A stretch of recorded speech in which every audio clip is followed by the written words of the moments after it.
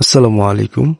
আমাদের চারপাশে অনেক জিনিস আছে যা সামান্য একটু নষ্ট হলেই আমরা তা ফেলে দেই। কিন্তু আমরা কি জানি একটু সময় আর সামান্য যত্ন নিলেই সেই জিনিসগুলো আবার পুনরায় নতুনের মতো কাজ করতে পারে? আজকের ভিডিওতে আমি আপনাদের দেখাবো কিভাবে পুরনো বা অকেজো পানির যন্ত্রাংশ যেমন ট্যাপ বা ভাল্ব পরিষ্কার করে পুনরায় ব্যবহারের উপযোগী করা যায়। একটি পুরনো টুথব্রাশ এবং সাবান পানি বা ভিনেগার মিশ্রিত পানি ব্যবহার করে ভেতরে জমে থাকা শ্যাওলা বা আয়রন পরিষ্কার করুন।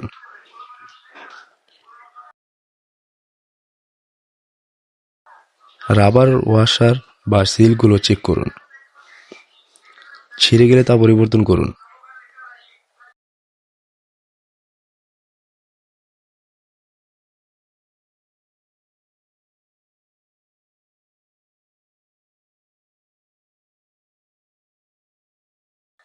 সব পরিষ্কার হয়ে গেলে আবার সঠিকভাবে তা ফিটিং করে নিন। কোনো কিছু নষ্ট হওয়া মানেই সেটা আবর্জনা নয়।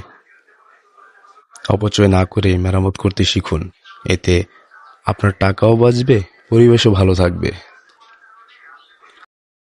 ছোট ছোট কাজ নিজে করতে পারাটাও একটা বড় দক্ষতা।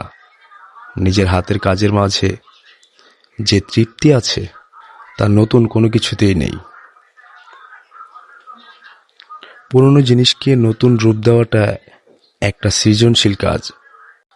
আসুন আমরা ফেলে দেওয়ার সংস্কৃতি থেকে বেরিয়ে মেরামত করার অভ্যাস গড়ে তুলি।